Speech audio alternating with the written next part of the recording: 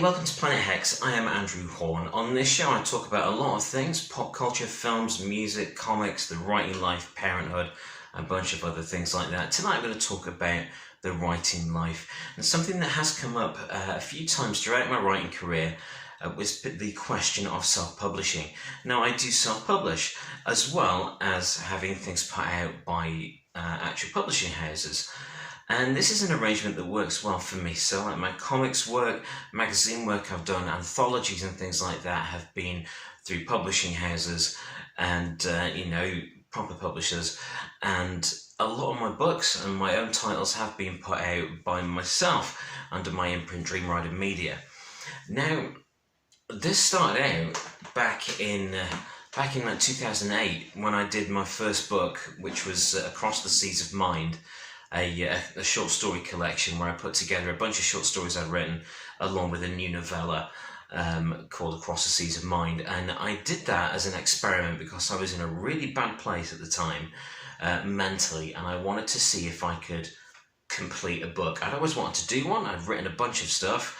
I'd written short stories. I'd written blog posts and things like that at the time, but I hadn't really written anything in a relatively long form. I'd written screenplays when I was a teenager, a novel when I was 18, I just wanted to see if I could prove to myself that I could do this stuff. And I finished Across the Seas of Mind, put it out via Lulu. Remember Lulu? It's a good service. It's still going. It is a good service, but it's not what I prefer at the moment.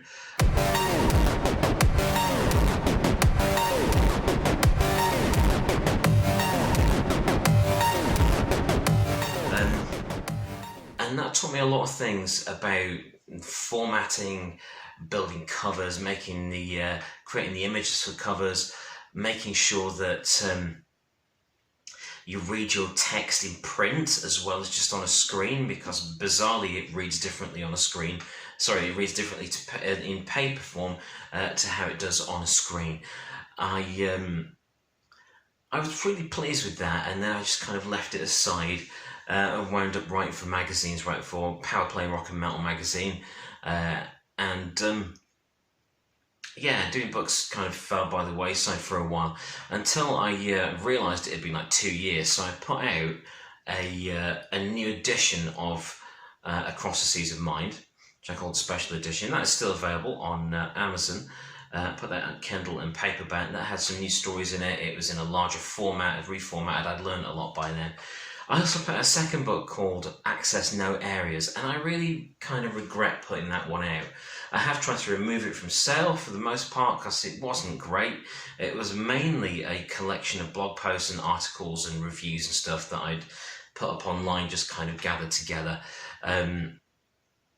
I further got the book for self-publishing by doing other collections of stuff like the Diary of a Genre Addict, which collected together a load of film reviews from the film site I used to run.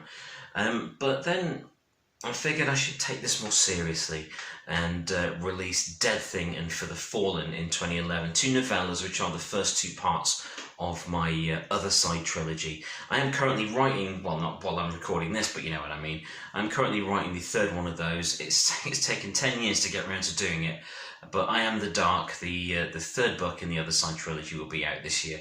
I'm currently writing that. I think I may start a diary of putting that together for the channel as well, which I think that could be interesting.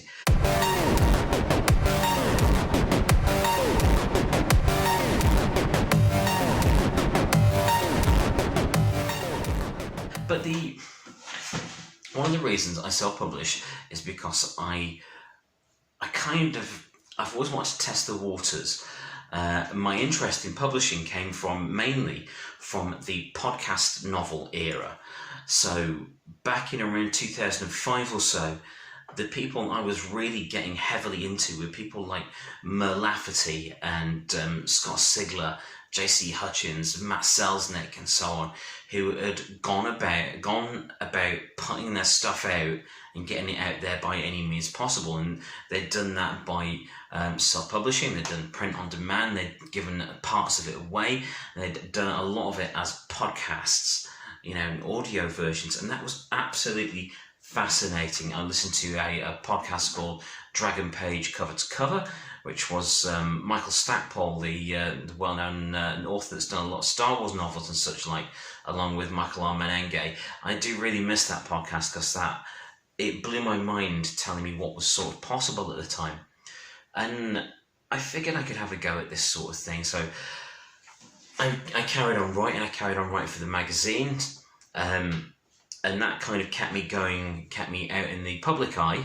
It was like thousands and thousands of copies a month, so I was pleased with that, and I felt that gave me kind of free rein to try some odder stuff out, self-published wise. So one book I did was Bagged and Boarded: Life on Planet Geek, which was the full story of the 9 years I spent working in a comic shop.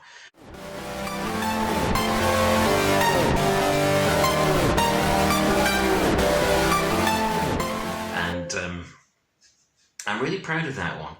That taught me a lot about writing more long-form stuff, and it also, towards the end of writing, it was really difficult. It became quite an emotional thing because that place had been such a big part of my life, and even though I hated it in many ways, I needed it in many others. It was a strange journey, it was kind of an exorcism, if you like. And after that, I wanted to carry it on with another pop culture book. In between that, I'd had stuff out in magazines such as Ethereal Tales, the fiction site Ethereal Tales, and what else had I done? There was, of course, Power Play, and there was the Explorers Beyond the Horizon anthology, edited by people like Eliana Kaiser, Terry, I'm sorry, Terry, I've gone blank. I do apologise for your surname. And the late, great Justin McCumber. And stuff like that, again, taught me a lot about working with editors and things. But I really didn't feel like I was in the right place at that time to approach more publishers. And it just carried on like that because I had the magazines going. Eventually I had Scream magazine as well, and the Femforce comics from AC Comics, and also I had work in Doctor Who Adventures and the Judge Dredd magazine, and that kind of kept me published professionally. And I also had this ongoing concern on the side with stuff I wanted to do myself, which I didn't really think, possibly through my own naivety, would find an audience. How wrong I was. In 2014 I put out 2 books which told me a lot about what people were mainly interested in from me. So in March of 2014 I put out VHS Ate My Brain, and of course I talk about that a lot on this channel. I've even had a show on this channel based on that book. It wasn't a big hit, but it was kind of a minor cult hit, and it shifted way more copies than I thought it would.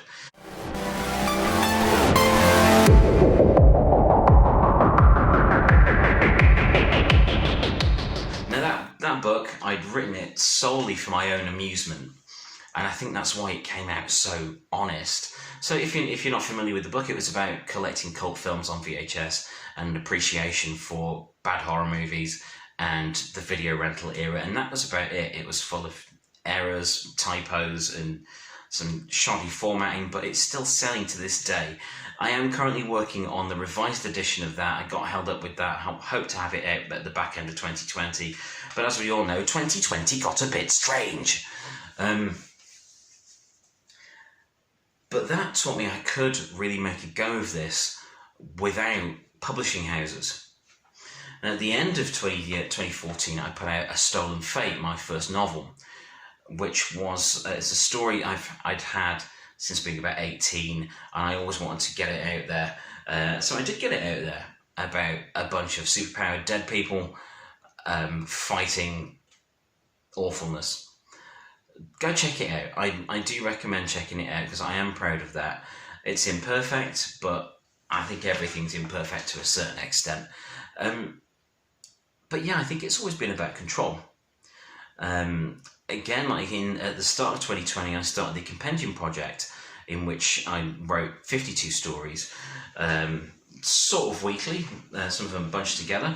And that stemmed from being in a bad place again. I was in a bad place in my life, and it felt like I wasn't in control of a lot of things I was doing.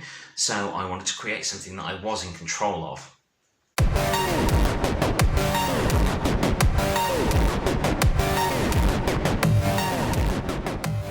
I believe self-publishing has some great ideas behind it. One of them is print on demand. Here we are we're trying to be, environmentally conscious. We're trying to watch what we use and recycle where possible and not use resources needlessly. Print on demand is a fantastic idea. Instead of having warehouses and warehouses of inventory, the books get made when needed. I think that's a great idea.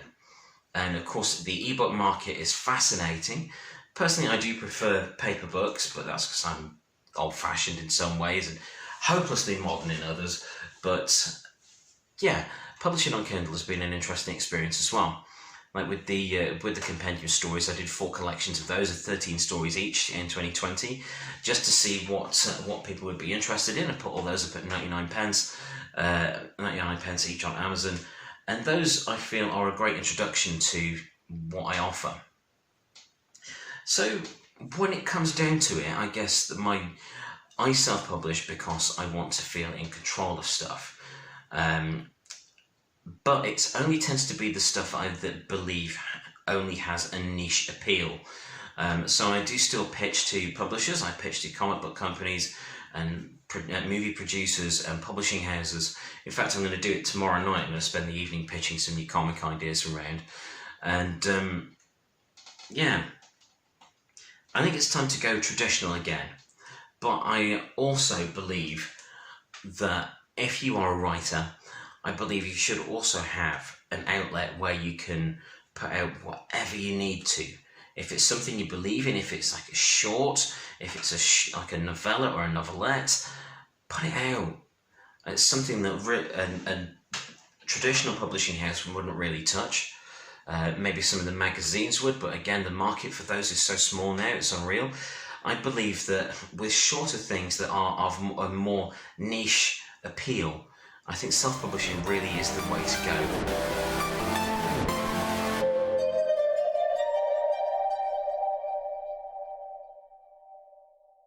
You're offering stuff that will appeal directly to your chosen niche. And I think that's a great thing. I do recommend you give self-publishing a go.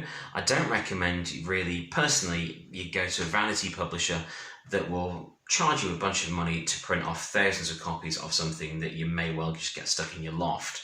I would go with something like Amazon, or what was CreateSpace. It's now all part of the KDP, the Kindle project, or Lulu, and there are other options out there for self-publishing that aren't going to bankrupt you and leave you with a load of inventory that you can't shift.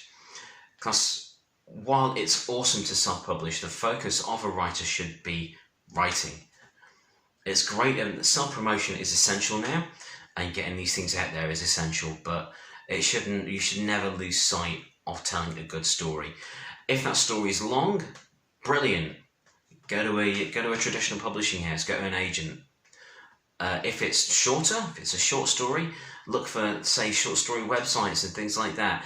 If they don't want it, and you still have a great deep belief in that piece, put it out yourself. I mean, no one's going to tell these stories apart from you, and that's what self-publishing is all about, getting to tell the stories you want, how you want to tell them. How do you do it right? Just be careful. Check and recheck and recheck. Compare your covers with what more pro and semi-pro titles look like. Make sure they're of the same quality, the same resolution. Bear in mind, cover files are huge, so make sure it looks as professional as possible.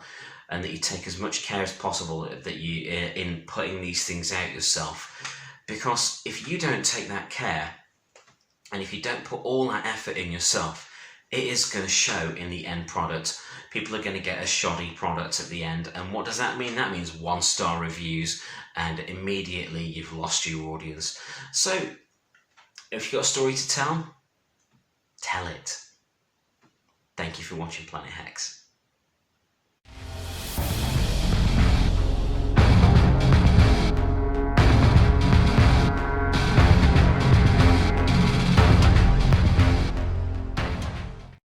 Thank you for watching.